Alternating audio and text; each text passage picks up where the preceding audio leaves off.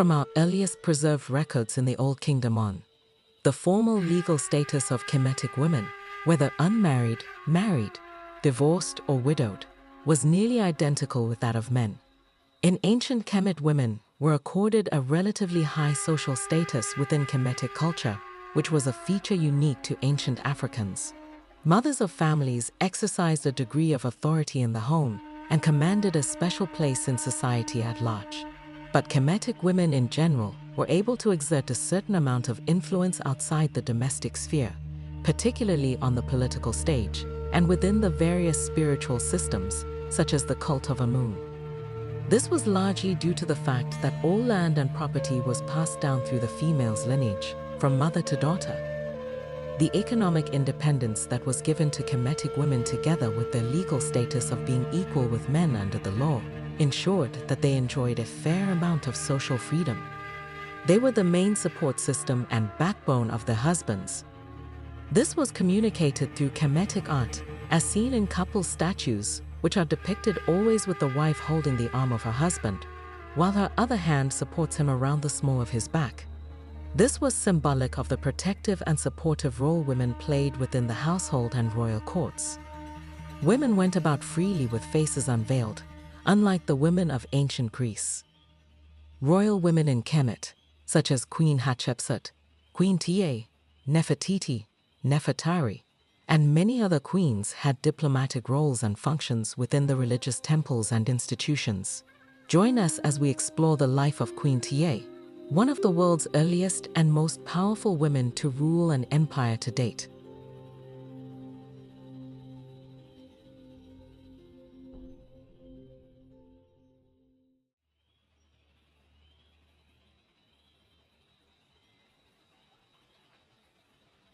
Amenhotep III was the great-grandson of Thutmose III and grandfather of the famous boy king Tutankhamun. He reigned for almost 40 years at a time when Egypt and Kemet was at the peak of their glory. He lived a life of productivity, building huge temples and statues, with stable international trade and plentiful supply of gold, incense, and exotic animal hides. The economy of Kemet prospered greatly. This extraordinary wealth led to an outpouring of artistic talent, and Amenhotep was the driving force behind this inspiration.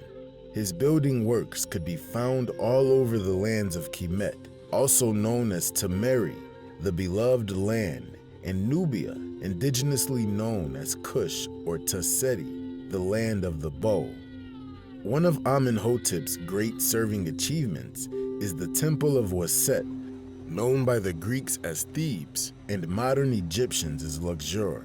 He was incredibly rich, and his palace at the great capital city of Waset was the most opulent in all the ancient world. Another one of Amenhotep's great achievements was the Temple of Celeb, built in 1378 BC in what is Nubia. Celeb was a monument dedicated to Amun, the god of gods, whose primordial birthplace was the holy mountain of Jebel Barkal, located in modern-day Sudan. This temple was not only a monument built to honor Amun, but also to honor the fusion of the two cultures of Kush and Kemet. It was initially dedicated to Amen, but after Akhenaten assumed power, it was rededicated to Aten. During the 18th dynasty, Celeb is considered to be one of the major expressions of the Kemetic presence within the kingdom of Kush. Amenhotep's reign would be etched in stone as a peaceful one, at a time when the nation of Kemet was governed by native rulership.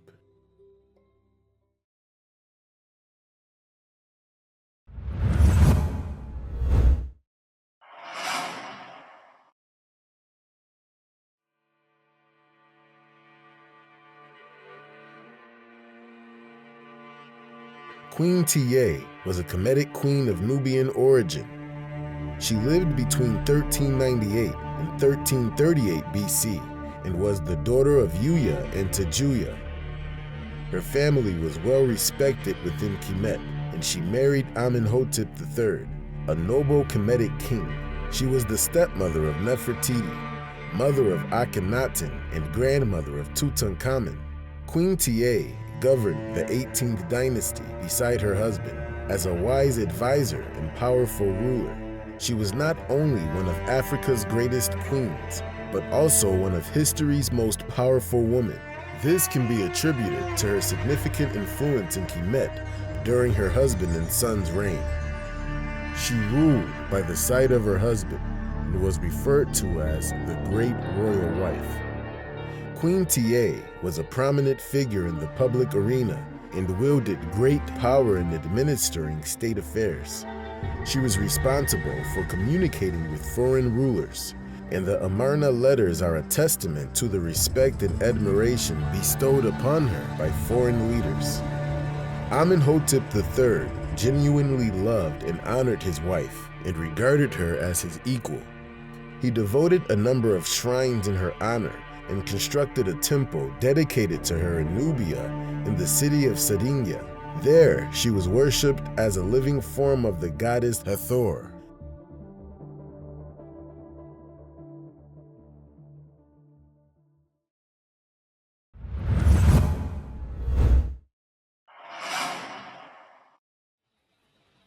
Queen Tiye was generally remembered as the commoner queen of ancient Kemet, as she was not born into a royal family. Amenhotep is known to have had many wives. The most important of them all is undoubtedly Queen Tiye, and she is depicted on many monuments. When Tiye took on the role of Amenhotep III's head queen, Tiye became her husband's trusted advisor and confidant, and considered also to be a co-ruler rather than a passive queen. Being wise, intelligent, strong, and fierce, she was able to gain the respect of foreign dignitaries. Queen Tiye not only played a dominant diplomatic role, but also fulfilled the role as the king's divine partner. Most of the reliefs from the reign of Amenhotep III consist of the royal couple together.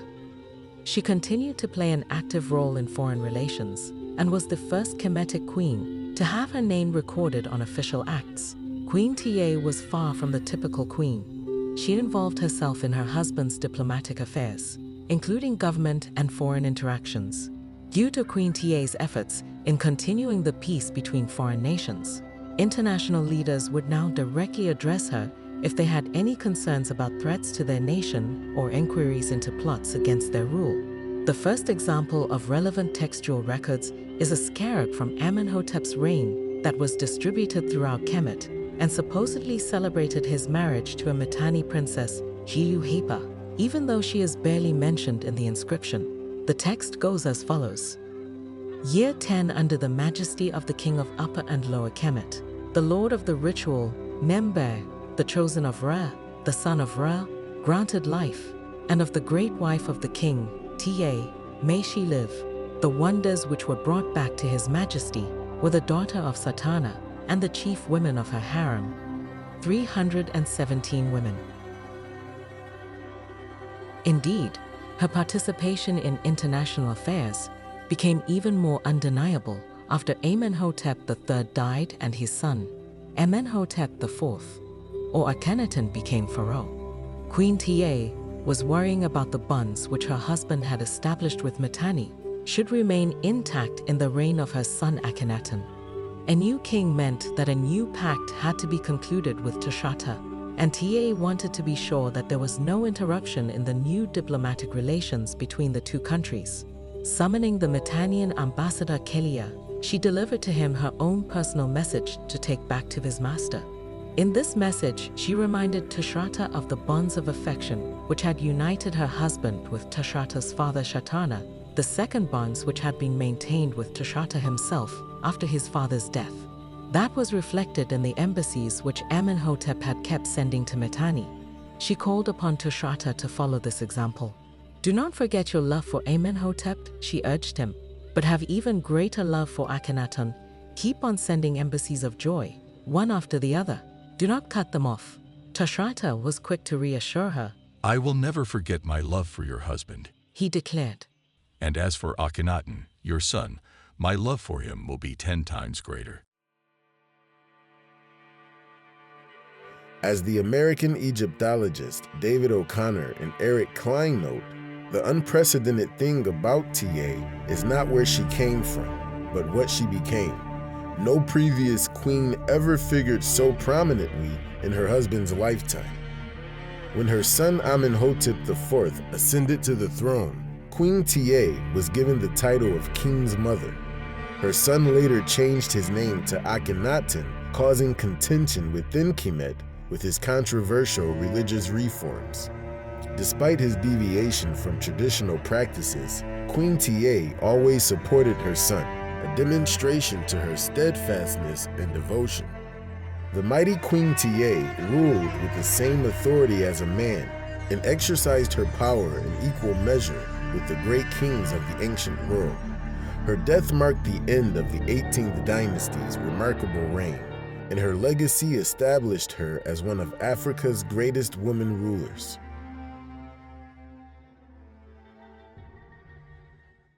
Support the channel by tapping that like, subscribe, and notify button to be alerted to new content.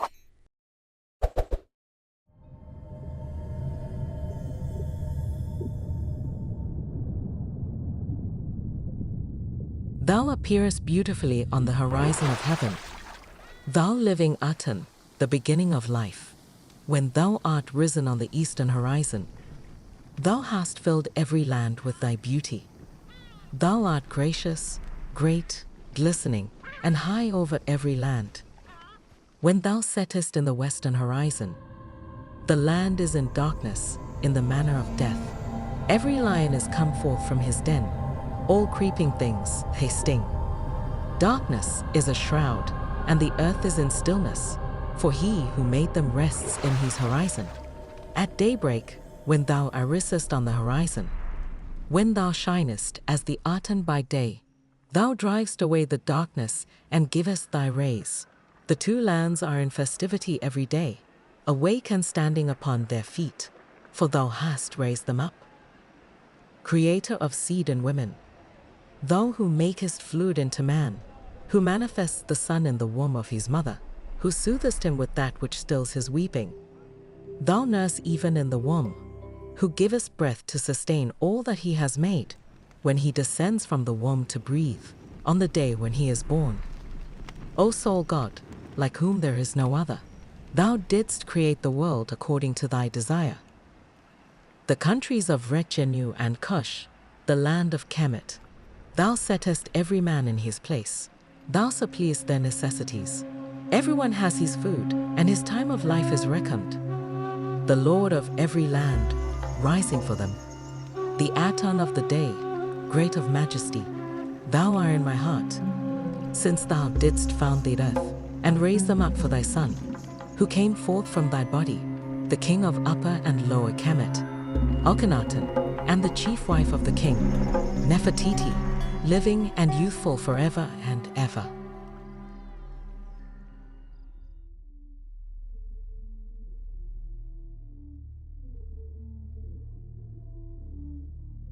Akhenaten, or one who serves, Aten, was a pharaoh of the 18th dynasty of the New Kingdom of Egypt. Formerly known as Amenhotep IV, his reign lasted 17 years, ending in 1334 BC. He was also the father of the legendary King Tutankhamun and the husband of Queen Nefertiti. Akhenaten was labeled the heretic king for abandoning the Egyptian pantheon and introducing the ancient world to monotheism. This radical new religion worshipped the sun god Aten and was considered blasphemous by the priesthoods. In these ancient times, Egypt was known by its original name, Kemet, or Kem.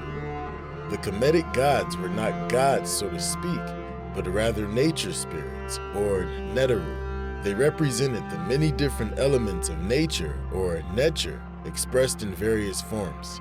Akhenaten's new form of worship would focus solely on the sun. Nefertiti ruled by his side, and together they embodied the principles of divine masculine and feminine energies. They conducted themselves by the sacred laws of Ma'at, which emphasized truth, justice, balance, and morality. Although their enigmatic sculptures and reliefs have captured imaginations for eons, some still labeled his actions as heresy. Upon his demise, Succeeding pharaohs destroyed Akhenaten's temples and defaced his statues. They reinstituted the role of the priesthood in traditional form of worship, but ultimately, their attempt to erase King Akhenaten was a failure.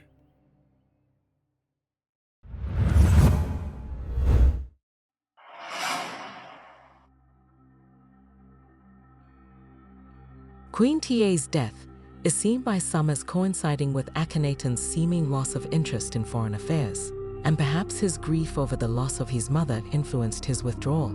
It has also been suggested, however, that he may have had no interest all along and simply left affairs of state to his mother and Nefertiti.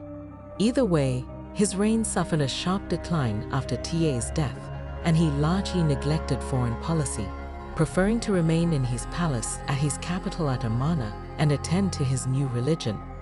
This preoccupation with Aten led to a decrease in Kemet's prestige and the loss of a number of territories long held by the crown, as well as the rise in strength of the Hittites to the north, since there was no longer a significant Kemetic presence to enforce law and order.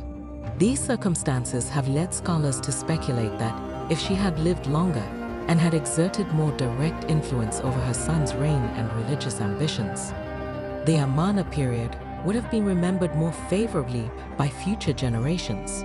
As it came to be, however, Akhenaten would come to be considered the heretic king, which would cause much chaos and confusion during the twilight of the 18th dynasty.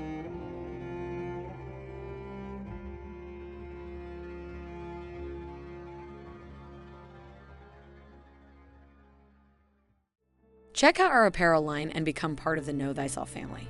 We have fresh t-shirts, hoodies, and caps to stay fly and represent the culture. All proceeds go towards the funding of future episodes. Log in with us.